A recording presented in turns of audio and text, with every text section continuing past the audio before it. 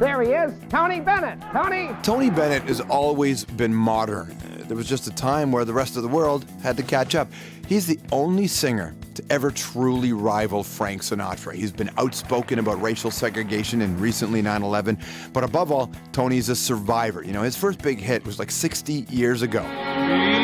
Because of you. That song, Because of You, went to #1 on the pop charts. People went crazy for Tony. Then the Beatles came along and transformed our understanding of what pop music could be. Tony was pressured to get with the times, changed his style, couldn't really bring himself to it, so his sales started to dwindle. He was left without a record label, and he kind of lost his way. You know, his marriage broke down, he got into drugs, and it wasn't until 1979 when a cocaine overdose nearly killed him. That's when Tony woke up hungry for a different life. He believed his voice still had value, and with the help of his son Danny, made one of the most successful comebacks in the history of music. It just amazes me. You know, since then, he's performed with everyone from his mentor Sinatra to his friend Amy Winehouse, whom he'd hoped to help before she passed away. Tony celebrated his 85th birthday with a new record called Duets 2, and yep, went to #1 on the Billboard charts. That makes Tony the oldest living male actor ever to find himself at the top of the charts.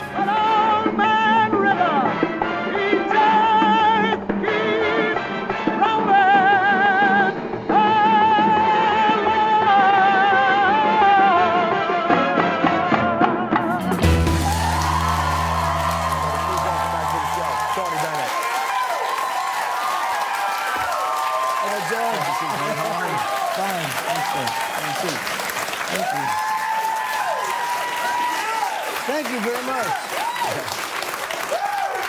It's great to see you again, man. Thank you. It's good to see you. How have you been? Fine. Yeah. Man, you know, it doesn't matter. Age doesn't stop you, right? Another No. record, you just keep going?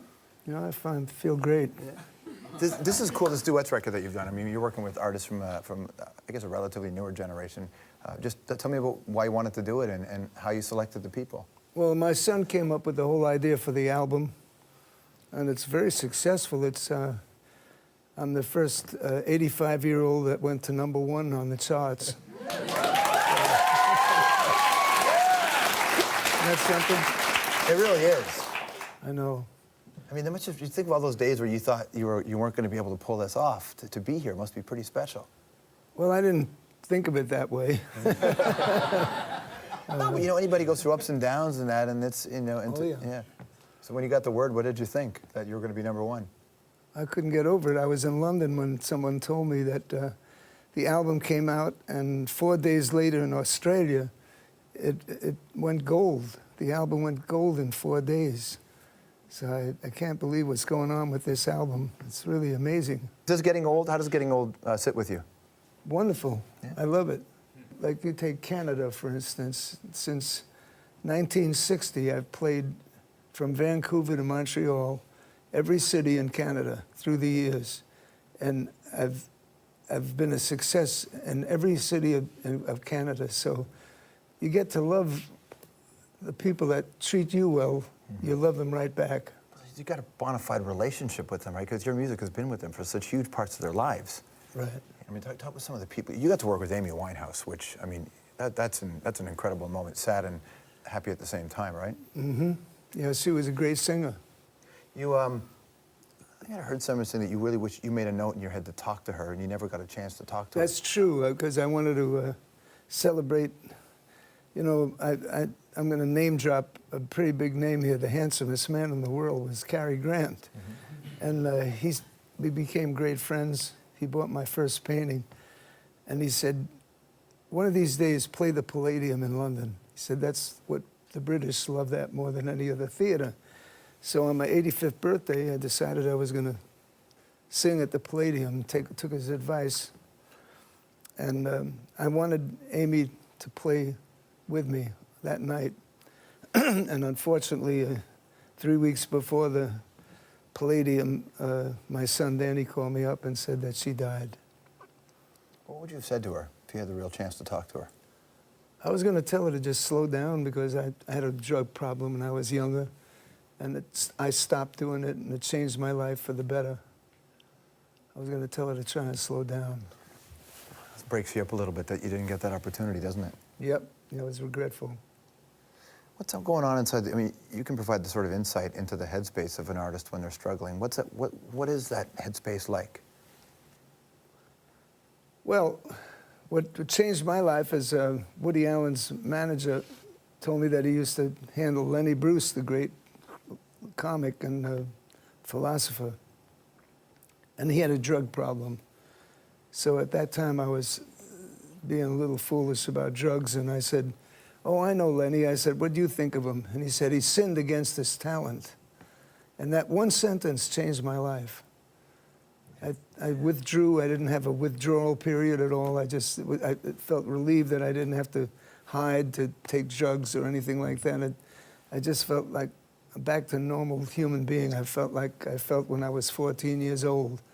And I felt that way ever since. What did you think of Lady Gaga working with her? She's brilliant. Yeah? She sings beautiful. And she's very, very creative and very different than anybody I've ever met in all the years I've been performing. I've never met anyone that is as talented as Lady Gaga. As a performer? As a performer and a person. She's very bright. You got to go back to Italy, to your father's home, right? Mm-hmm. What was that like? Beautiful. The legend, the reason I'm singing to this day is the story that came from my family of Italian Americans.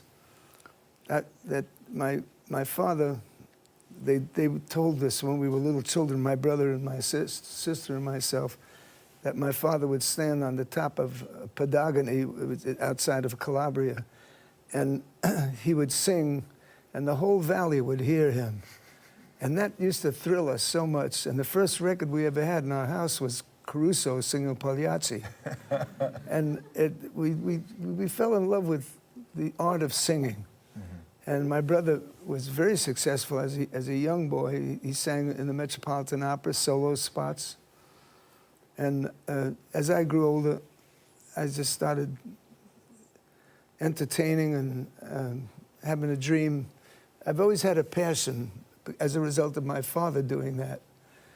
And in this album, we actually went back to Padagoni, and we documented it on film, where I stood exactly where my father sang it, and I sang O Solo Mio, and the whole valley heard it. Oh.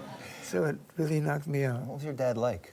He was beautiful. He was the family philosopher. Yeah.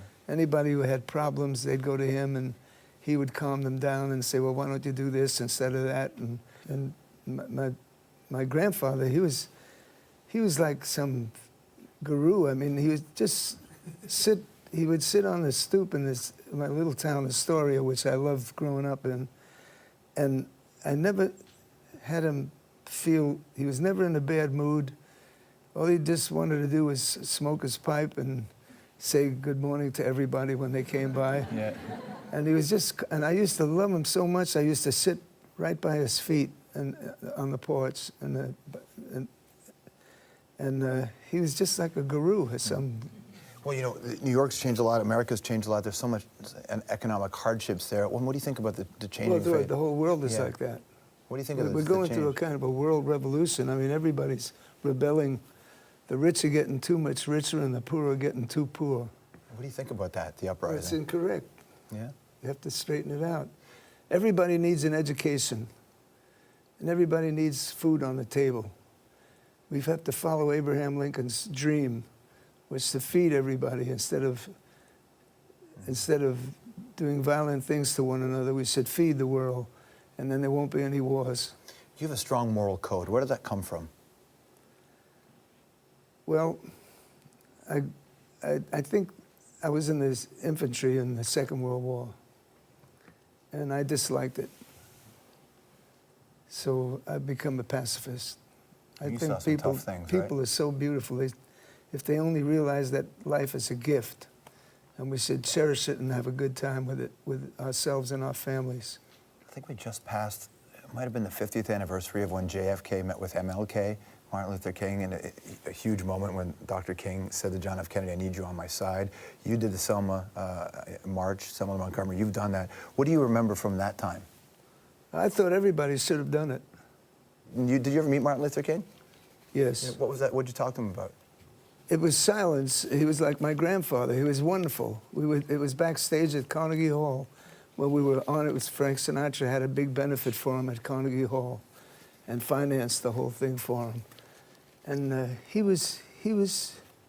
changed the world for the betterment. Absolutely. Stick around. We're going to find out who would win a fight between Tony Bennett and Tony Benedetto. We'll find out next.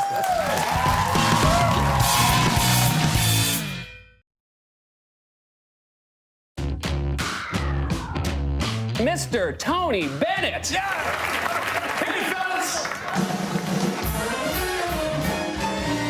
I like flicks that are great. Movies are fantastic, but one thing's for sure. I like flicks that are great.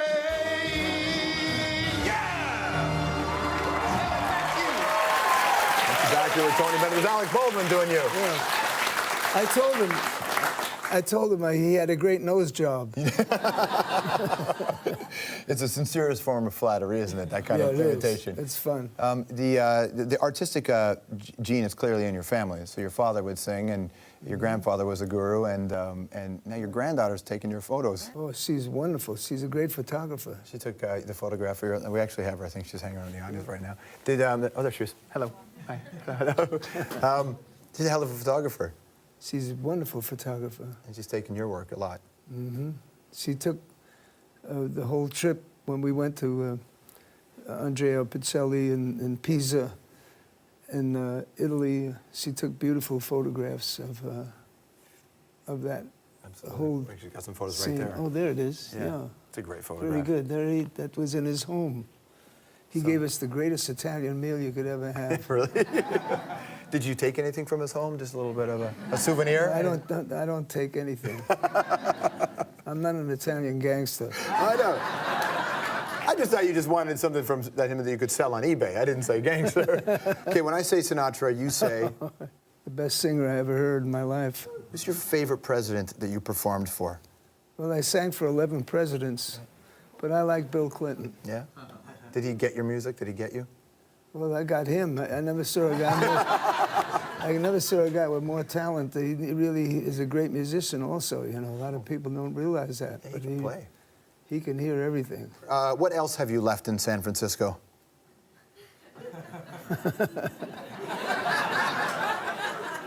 Now you're getting gossipy. No. No, your answer would be gossipy. I just asked the question. You said, who would win in a fight, Tony Bennett or Tony Benedetto? I don't like to fight. No. Were you a tough kid at all when you were growing up? Nope. Not at all? It's just a machoism. What does painting give you that singing doesn't? Well, it's private, and you have a lot of time to make mistakes, and no one has to see your mistakes. You can edit it, you know, and when it shows up, if you do a good one, you present that. And it's very meditative. I can imagine. We've got a question for you. Somebody else has a question for you. Watch this. Firstly, hey, Tony, I love you, bud.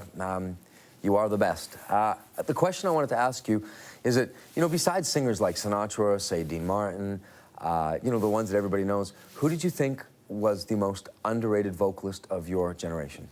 Thank you, bud. Johnny Hartman. Johnny Hartman? Johnny Hartman was the best singer I ever heard, and the jazz artists knew him, but that was about it, you know. But really, when you hear his records, you can't believe he was just one of the best singers I ever heard. Oh, absolutely. Thank you very much. It's Michael Bublé. Duets 2 is the name of the record. You need to check it out. It's Tony working with a lot of great artists. We'll be right back.